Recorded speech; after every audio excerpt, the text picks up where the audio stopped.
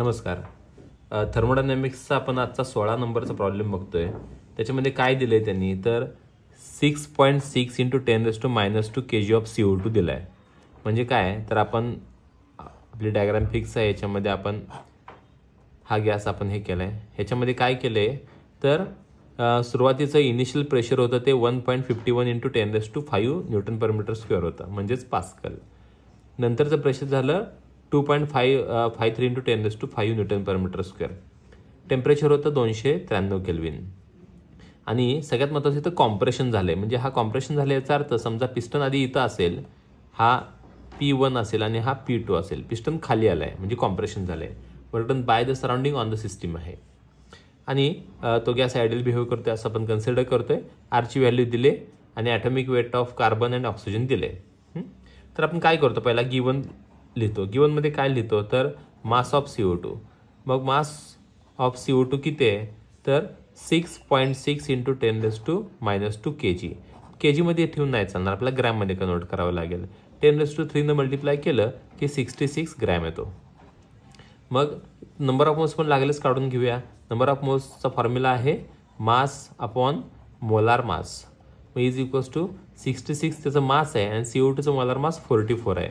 कसं, कार्बनचं 12, ऑक्सिजनचं 16, दुसऱ्या ऑक्सिजनचं 16, किती येते 44. हे मोलार मास 44 आहे. 1.5 आला. मग हे आले नंबर ऑफ मोल्स आले. मग आता आपल्याला अजून काय दिलंय त्यांनी तर P1 दिलंय. P1 किती आहे 1.51 × 10⁵ पास्कल म्हणजेच Nm/m². P2 किती दिलाय तर 2.53 × 10⁵ Nm/m² P2 दिलाय. परत टेम्परेचर किती दिलंय तर 293 केल्विन टेम्परेचर आहे. आरची व्हॅल्यू माहिती आहे, R is equals to 8.314 J/K/mol. आता हे सगळं आपल्याकडे आहे. आता काय करायचं टू फाइंड.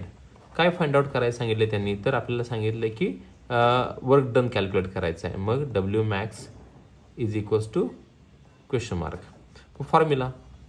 फॉर्म्युला काय वापरायचा आहे तर फॉर्म्युला इज इक्वल्स टू कोणता फॉर्म्युला आहे तर Wmax is equals to plus येणार, कॉम्प्रेशन असेल तर प्लस घ्यायचा 2.303 nRT log to the base 10 P2/P1. कॉम्प्रेशनसाठी P2/P1 होते. ह्यात तुमचं कन्फ्युजन होत असेल तर तुम्ही लक्षात घ्यायचं की वरची संख्या मोठी असते आणि खालची संख्या छोटी असते. आता मी काय करतो त्याच्यामध्ये कॅल्क्युलेशनमध्ये सगळ्यांच्या व्हॅल्यूज पुट करतो. कॅल्क्युलेशनमध्ये व्हॅल्यूज पुट करायचे आहेत आपल्याला. मग बघा बरं 2.303 यांची व्हॅल्यू किती आहे 1.5 आहे. आर किती आहे 8.314 इंटू टी किती आहे, टी आपला आहे 293 kelvin. Log to the base 10 2.53 × 10⁵ upon 1.51 × 10⁵. मग काय काय होईल तर हा 10⁵ कॅन्सल होईल. आता आपल्याला ह्या दोघांचा भागाकार करावा लागेल. मग याचा लॉग बघायचा. तर लॉग बघायचा म्हणजे कसं बघायचा तर 0.4031 2.53चा लॉग आहे. 1.51चा लॉग किती आहे 0.1790. ह्यांची वजाबाकी करायची कारण भागाकार आहे म्हटल्यानंतर. मग ह्यांची वजाबाकी येते 0.2241. आता हे जे आन्सर आले ना ह्याचा अँटीला बघून लॉग बघितला की हेच आन्सर असतं. म्हणून काय करायचं आपण हा जो सर्कल केलेली व्हॅल्यू आहे ना ही व्हॅल्यू म्हणजे इथं आलेली असते. बघा ही व्हॅल्यू सर्कल केलेली व्हॅल्यू आहे. मी आता लिहितो बघा. इथं काय लिहितो 2.303 × 1.5 × 8.314 × 293 × 0.2241. आता आपल्याला काय करायचं आहे सगळ्यांचं मल्टिप्लिकेशन करायचं आहे 1 2 3 4 5 टर्म्स. मग यासाठी सगळ्यांचे लॉग बघावे लागतील. हे लॉग बघून मी लिहितो. आता पहिला लॉग आहे तो याचा लॉग किती हा पार्टच करून ठेवायचा 0.3623. दुसरा लॉग आहे 1.5चा 0.1761. दुसरा लॉग नेक्स्ट लॉग आहे तो हा पण पार्टच करून ठेवायचा 0.9198. त्यानंतर पुढचा लॉग आहे तो 2.4669.